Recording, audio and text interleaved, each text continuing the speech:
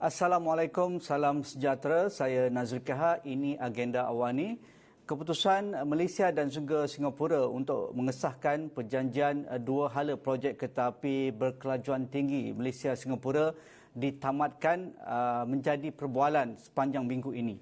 Dari aspek ekonominya, ramai beranggapan Malaysia terpaksa membuat keputusan besar ini kerana situasi keadaan negara kita ataupun ekonomi domestik negara terpaksa menumpukan bagaimana kita menangani pandemik ataupun impak pandemik COVID-19 kerana ramai yang terkesan dan kos yang terpaksa dibelanjakan untuk menangani pandemik COVID-19 mungkin memustahilkan diteruskan projek mega ini.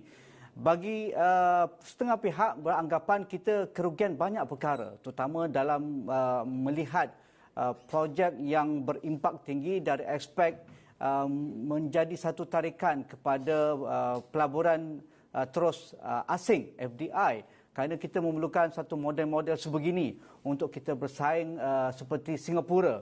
Adakah kita akan gagal menarik lebih banyak FDI dengan ditamatkan projek HSR ini? Dari aspek industri rail, adakah ia akan terbantut kerana kita ingin meneroka dalam plan pengangkutan negara 2019 hingga 2030 bahawa industri rail ini perlu dimaksimalkan. Bagaimana negara menggunakan segala kemampuan industri rail kerana kita ada kemampuan dengan pembinaan ECRL, dengan landasan berkembar antara Padang Besar hinggalah ke Johor Bahru, MRT 1, MRT 2 dan akan datang MRT 3. Begitu juga beberapa projek berkaitan dengan rail di negara kita. Jadi di talian melalui Skype pada petang ini, pada malam ini, saya bersama dengan Dr. Muhammad Fahmi Abdullah dari Fellow Penyelidik Utama Kumpulan Integrasi OISIS Universiti Tun Hussein On di Parit Raja, Johor. Assalamualaikum Dr. Fahmi. Waalaikumsalam warahmatullahi. Kalau cerita real ni tak ada orang lain lah. Saya kena panggil Dr. Fahmi. Okey, sebagai respon awal, sebagai orang yang melihat industri real begitu dekat dalam banyak kajian-kajian akademik dan juga industri, Dr. Fahmi dan juga rakan-rakan di UTHM melihat ini sebagai satu game changer jika dapat diteruskan kerana projek ini berskala mega, memakan kos lebih daripada 60 bilion. Jadi dengan keputusan yang dibuat oleh pihak kerajaan, apa reaksi Dr. Fahmi apabila HSR ditamatkan? Perkara pertama sekali yang boleh saya respon adalah sedikit mengecewakan kerana projek ini sebenarnya menjadi salah satu daripada agenda negara untuk menukar daripada aspek skala ekonomi baharu. Kita katakan ini sebagai salah satu daripada skala ekonomi baru di mana perubahan yang kita lakukan untuk ke arah yang lebih maju kerana kita sekarang ini ke arah revolusi perindustrian 4.0. Jadi apabila kerajaan memutuskan bahawa projek ini tidak diteruskan, banyak perkara yang seharusnya kerajaan teliti dan perlu diubah dan juga perlu difikirkan terutamanya daripada aspek pembangunan terhadap kawasan-kawasan yang terlibat. Kerana saya yakin dan percaya pemain industri terutamanya telah pun membuat suatu jangkaan pelan jangka panjang sekiranya projek ini diteruskan dengan pembangunan di sekitar laluan ataupun jajaran. Itu perkara yang pertama. Yang kedua, kita perlu melihat kerajaan perlu menilai semula daripada aspek pembangunan di sekitarnya, pelan perancangan jangka masa panjang, apakah tumpuan ataupun dasar utama kerajaan untuk meningkatkan kapasiti penggunaan pengangkutan awam khususnya di kalangan masyarakat. Okey. Susulan dari itu, dari aspek sosioekonomi, apakah yang paling terkesan apabila projek HSR, projek kereta api berkelajuan tinggi ini ditamatkan, khususnya bagi jajaran yang dikatakan akan mencipta satu projek rentas sempadan. Model-model yang kita rujuk adalah seperti bagaimana Osaka dan juga Tokyo itu dapat dibangunkan dalam jajaran Shinkansen yang dibina oleh pihak kerajaan Jepun, Begitu juga Shinkansen ataupun projek berkelajuan tinggi antara Taipei dan Kaohsiung di Taiwan itu. Jadi model itu dikatakan boleh kataupun memberi impak ekonomi tinggi ataupun impak ekonomi baru kepada Malaysia, Singapura. Tetapi ia tidak dapat dijalankan. Jadi bagaimana jajaran ini dapat dibangunkan dalam mungkin skala-skala yang lain? Pandangan Dr. Fahmi. Apabila kerajaan mengumumkan pembinaan projek HSR ini pada tahun 2016, begitu banyak inisiatif yang telah pun dilakukan, terutamanya di peringkat industri ataupun pihak swasta dan juga kerajaan. Kita ambil sebagai contoh jajaran di Negeri Sembilan sendiri, di mana kerajaan negeri telah mengisytiharkan ataupun telah mengumumkan satu kawasan yang dikatakan sebagai lembah wawasan 2.0, di mana Negeri Sembilan akan membangunkan satu kawasan yang meliputi perindustrian dan juga penduduk di kawasan tersebut yang dijangka menarik pelaburan luar sebanyak 294 bilion ringgit. Begitu juga di Bandar Malaysia, di mana Bandar Malaysia itu dibangunkan hasil cetusan daripada projek pembinaan pengangkutan awam HSR. Begitu juga dengan EduHub Pendidikan Paguh yang berada di Muar, di mana syarikat swasta telah pun memberikan pelaburan yang begitu besar terhadap pembangunan infrastruktur, industri dan juga penempatan. Malah kalau kita lihat sendiri, kebanyakan mereka yang membuat pelaburan daripada aspek sektor hartanah bukan berada di situ, bukan tinggal di situ. Tetapi mereka membeli adalah kerana sebab pelaburan yang telah pun dilakukan oleh kerajaan dengan pembinaan HSR. Jadi kesannya apabila HSR ini tidak dijalankan, kita masih lagi mencari-cari apakah yang akan terjadi kepada suatu pembangunan dalam sebuah bandar itu. Kita tidak mahu nanti pembangunan sebuah bandar itu jadi sebagai bandar mati ataupun bandar hantu, di mana projek HSR tidak dapat dijalankan, kegiatan ekonomi tidak dapat diteruskan, maka dia akan menghantui pembangunan ataupun merencatkan ekonomi dalam bandar di sekitar jajaran tersebut. Itu pandangan saya. Ya, Dr. Fahmi, dari aspek itu, projek HSR antara objektif utama adalah untuk merapatkan jurang ekonomi antara wilayah. Sebab itu jajaran ini melalui bandar-bandar yang mungkin jadi lapisan kedua dari bandar-bandar besar seperti Kuala Lumpur, Johor Bahru dan Pulau Pinang. Tetapi ia melalui bandar-bandar seperti Batu Pahat, Muar, seperti Edu City iaitu di Pagoh, dan juga bandar wawasan 2.0 di Nilai dan juga Melaka di Air Keroh. Jadi apa akan jadi kepada bandar-bandar ini? Sedangkan pelaburan pihak swasta, pihak kerajaan sudah pun berlaku untuk menarik lebih banyak pelaburan dan kegiatan komersial untuk menaikkan nilai ekonomi pasaran harta tanah di kawasan bandar ini. Jadi apakah akan terjadi seterusnya?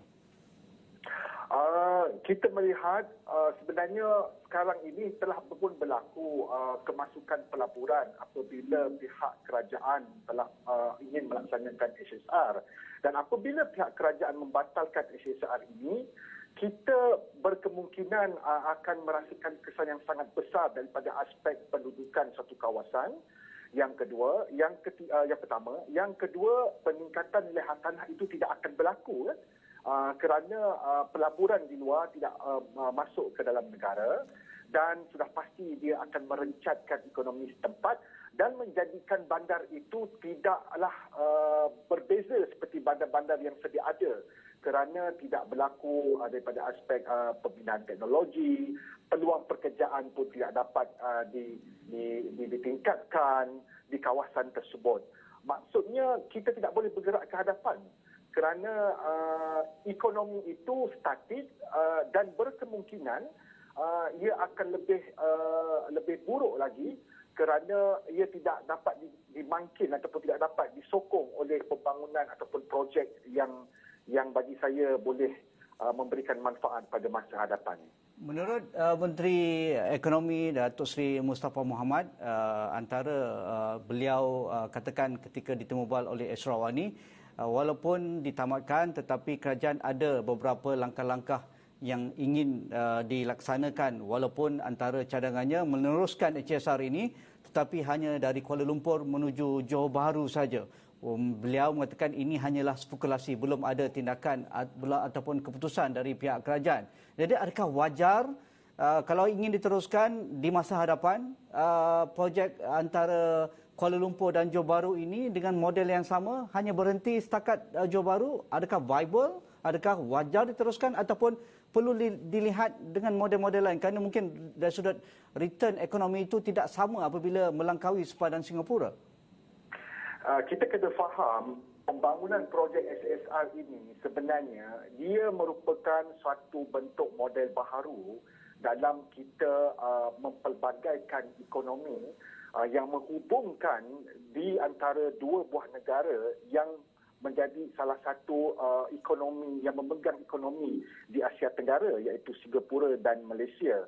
Tetapi sekiranya pihak kerajaan merasakan mungkin projek ini akan diteruskan pada masa hadapan tetapi ia hanya melibatkan di Kuala Lumpur hinggalah ke Johor Bahru, mungkin kita boleh menggunakan pendekatan yang berbeza sedikit. Di mana pendekatannya kita boleh memfokuskan kepada bilangan penumpang dan juga barang-barang berjurus kepada penumpang dan barang-barang. Maksudnya kereta api itu dia memfokuskan kepada dua perkara lah, iaitu penumpang dan barang-barang. Contohnya kalau kita lihat di Arab Saudi, SSR di Arab Saudi, di mana ya kereta api yang disediakan kemudahannya kepada penduduk itu bukan sahaja untuk penumpang tetapi untuk barang-barang. Dan barang-barang perkhidmatan yang ada di dalam kereta api itu sebenarnya yang memberikan pendapatan yang lebih besar berbanding para penumpang. Maksudnya kita memfokus bukan hanya kepada penumpang tetapi juga kepada barang-barang. Dan pada masa sama juga mungkin daripada situ kita boleh memikirkan jajaran baru sekiranya pihak kerajaan memutuskan daripada KL ke Johor Bahru, contohnya daripada JB ke Batu Pahat, Batu Pahat kepada Muar, Muar kepada Melaka dan juga Tampin. Maksudnya daripada Tampin itu kita ada jajaran tambahan daripada Gemas ke Johor Bahru dan Melaka ke Johor Bahru. Kita ikut daripada aspek laluan highway kita lah yang sedia ada. Itu pandangan saya lah.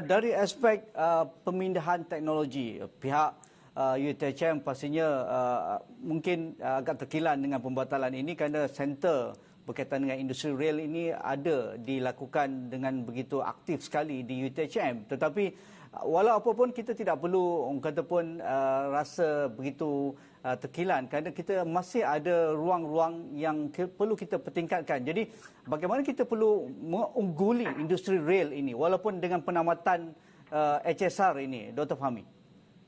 Yang pertamanya adalah pembangunan sumber manusia kerana kita kena faham walaupun pembatalan ini dilakukan, kita masih lagi jauh ketinggalan berbanding negara-negara maju yang menerajui industri rail ini. Maksudnya kita masih lagi kurang tenaga pakar di dalam industri rail. Maksudnya tanggungjawab universiti juga perlulah melahirkan tenaga pakar yang mampu untuk menerajui. Kita sekarang ini kita perlu ubah daripada kita menjadi pengguna kepada kita menjadi pencipta di dalam suatu teknologi yang berkaitan dengan industri rail. Yang kedua, aspek penyelidikan juga perlu ditingkatkan kerana di samping kita sekadar mengumumkan saja projek-projek baru berkaitan dengan industri rail, aspek penyelidikan perlu digembeling lebih tinggi lagi supaya apa sahaja rencana yang telah pun ditetapkan oleh pihak kerajaan itu menetapi sasaran ataupun matlamat dan memberikan sumbangan sosioekonomi kepada masyarakat. Ya, itu yang saya ingin sentuh. Bagaimana Dr. Fahmi melihat kita sering berbangga dengan projek-projek mega, tetapi kita tidak ada keupayaan untuk menjadi seorang ataupun pendahului ataupun peneroka, pencipta dalam industri ini.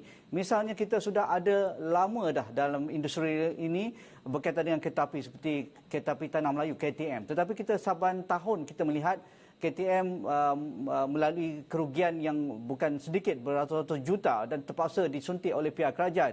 Begitu juga kapasiti penggunaan ruang kargo-kargo rail ini dan juga penumpang begitu kurang ataupun tidak mencapai kapasiti maksimum seperti yang dimahukan. Jadi dalam konteks indeks ataupun bagaimana pelan pengangkutan awam negara dan juga komersial berkaitan dengan industrial ini perlu kita lihat secara serius. Bukan hanya berbangga dengan projek besar tetapi dari sudut penggunaan, utilization dan juga integrasi dengan model-model pengangkutan seperti highway, pelabuhan itu kita tidak maksimalkan.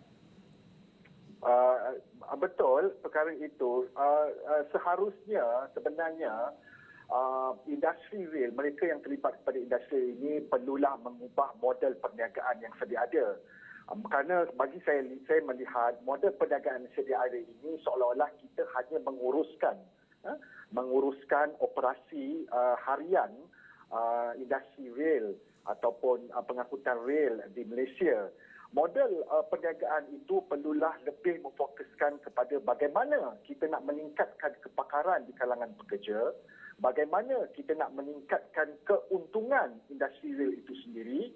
Mungkin kita boleh memfokuskan kepada aspek non-fair profit, di mana ia salah satu daripada pendapatan kepada industri rail ini juga. Begitu juga kita bagaimana kita menguruskan daripada aspek pengurusan stok atau rolling stock yang ada di industri rail. Perkara-perkara ini sepatutnya kita perlu memikirkan supaya model perniagaan industri rail itu bukan sekadar kita ini dianggap sebagai pengguna, tetapi juga kita ini dianggap sebagai juara kepada penguasaan teknologi yang kita laksanakan di Malaysia. Kalau HSR itu ditamatkan, sudah ada keputusannya, kerajaan terpaksa membayar pampasan kepada pihak Singapura, tetapi kita masih ada projek-projek yang berskala besar, berskala mega seperti ECRL dari Pelabuhan Kelang hinggalah ke Tumpat Kelantan. Kita masih ada projek double tracking antara Padang Besar hinggalah ke Johor Bahru. Bagaimana kita memanfaatkan dua projek ini dan selain daripada projek-projek yang ada di Lembah Kelang, MRT 2, MRT 3, RTS antara Woodlands dan juga Johor Bahru dan akan datang mungkin di Pulau Pinang ada LRT projek dan sebagainya. Dr. Fahmi. Yang paling penting sekali adalah bagi saya lah tidak lain dan tidak bukan pembangunan sumber manusia itu sendiri. Kerana pembangunan sumber manusia itu untuk kita melahirkan tenaga pakar, untuk kita mendahului daripada negara lain, kita memerlukan tenaga pakar yang sangat banyak. Itu perkara yang pertama. Yang kedua, kita kenalah memastikan bahawa jajaran sedia ada, contohnya ECRL itu, memberikan manfaat dan memaksimumkan penggunaannya sama ada untuk laluan kargo ataupun untuk penumpang, untuk memberikan manfaat kepada negara. Bagi saya, apa yang penting sekarang ini adalah pihak kerajaan perlu memastikan bahawa projek yang ingin dilaksanakan itu perlulah memberikan impak yang sepenuhnya kepada masyarakat melalui projek-projek yang telah pun ditetapkan dan dilaksanakan. Kerjasama dengan pihak industri. Tanpa kerjasama ini, pihak universiti yang akan membina ataupun melahirkan lebih ramai tenaga modal insan berkemahiran tinggi dalam industri ini tidak akan terlaksana. Adakah kita sudah menggunakan kapasiti yang maksimum untuk membawa industri bersama memindahkan teknologi, melabur dalam melahirkan lebih ramai modal insan, Dr. Fahmi? So far setakat ini, Alhamdulillah, kita nampak begitu banyak, bukan sahaja UEHM juga, tetapi banyak beberapa universiti telah pun mengambil inisiatif bergerak ke hadapan di mana kita sentiasa berhubung di antara satu sama lain, membincangkan berkaitan bagaimana sebagai sebuah institusi pengajian tinggi ini untuk melahirkan tenaga pakar dalam bidang teknologi ataupun dalam bidang pengurusan.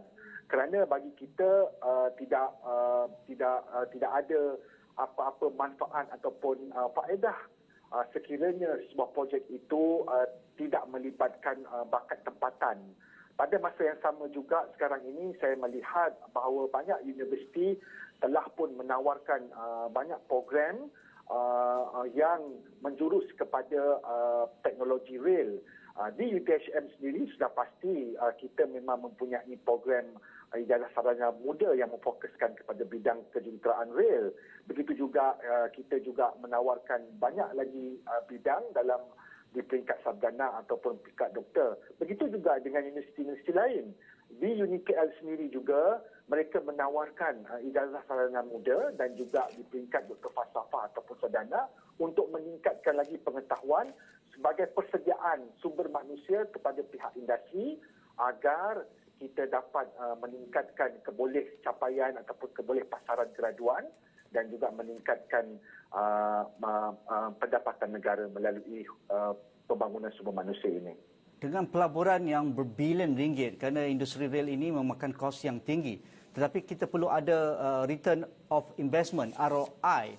Bagaimana Malaysia boleh mencuri ataupun mengambil peluang ini? Kalau dalam bidang aerospace, kita sudah agak matang juga. Kita ada industri hiliran yang besar di negara kita seperti CTRM, Airbus, Boeing, ada meminta syarikat-syarikat tempatan mengeluarkan produk-produk ataupun bahan-bahan ganti mereka untuk dibawa ke kilang-kilang besar mereka. Bagaimana industri rel juga boleh menjadikan Malaysia sebagai satu hub utama bagi Asia Tenggara. Kalau kita boleh menjadi pengeksport dari aspek peralatan, alat ganti, teknologi, modal insan dan sebagainya. Dr. Fahmi? So far, perkara yang penting sekali adalah seperti mana yang Tuan berkata tadi, sebenarnya kita mampu untuk menjadi salah satu daripada industri yang boleh kita mengeksport tenaga pakar kita di luar. Dan sekarang ni pun kita lihat memang ada juga beberapa orang pakar daripada negara kita telah pun diekspor, contohnya pembinaan kereta api di Jakarta, begitu juga di Arab Saudi. Pada masa yang sama juga, apa yang penting sekarang ini, aspek pelaburan itu sebenarnya memerlukan komitmen daripada keseluruhan pihak agar apa yang kita inginkan pada masa hadapan itu dapat dicapai. Itu pandangan saya lah. Dan akhir sekali, Dr. Fahmi, apa juga projek dan juga projek yang akan dilakukan ataupun dibina oleh pihak kerajaan pada masa akan datang dalam industri rail? Apa yang dimahukan oleh Dr. Fahmi dari sudut governance, tata kelola dan juga dari sudut integriti pembinaan projek ini? Kerana HSR juga tidak terlepas daripada persoalan dari sudut kos, dari sudut jajaran, dari sudut pembinaan dan juga pemindahan teknologi. Dikatakan tidak berpihak kepada Malaysia, lebih berpihak kepada Singapura. Jadi apa yang kita perlu pelajari dengan penambatan HSR ini? Pengajaran utamanya adalah sebenarnya ia melibatkan daripada dasar dan polisi kerajaan itu sendiri. Apabila pihak kerajaan ingin memutuskan sesuatu perkara itu, ia perlulah melihat kepada kesan dan impak pada masa hadapan. Kerana suatu projek itu tidak memakan masa 1 ataupun 2 tahun. Ia akan memakan masa 5 hingga 10 tahun, mungkin sampai 20 tahun. Perkara-perkara ini yang sebelum diputuskan, kita perlu melihat prospek ekonomi kita. Adakah kita mampu ataupun tidak? Sekiranya contohnya berlaku, contohnya pandemik ataupun sebagainya, ia tidak mengganggu proses pembangunan infrastruktur projek mega yang telah pun ditetapkan oleh pihak kerajaan pada masa hadapan. Kerana kita yakin, sebab kita, negara Malaysia ini bukan hanya baru sekali saja kita mengalami keadaan kegawatan ekonomi. Kita pernah berlaku pada tahun 1998. Tahun-tahun berikutnya 2018 pun sama. Perkara ini kita telah lalui. Seharusnya kita telah pun bersedia. Sekiranya perkara ini berlaku, apa yang perlu kita lakukan tanpa mengganggu gugat pelan perancangan ataupun dasar yang telah ditetapkan oleh pihak kerajaan. Itu yang paling penting sekali. Terima kasih Dr. Muhammad Fahmi Abdullah, Fellow Penyelidik Utama Kumpulan Integrasi Oasis dari Universiti Teknologi Tun Hussein On di Johor. Terima kasih sekali lagi Dr. Fahmi. Kita akan terus berinteraksi dalam hal-hal berkaitan dengan industri real dan juga sosio-ekonomi di negeri Johor. Itu sahaja agenda awani pada malam ini. Kita melihat impak sosio-ekonomi dan juga industri real selepas penamatan HSR antara Singapura dan juga Kuala Lumpur. Sekian, Assalamualaikum, kita jumpa lagi.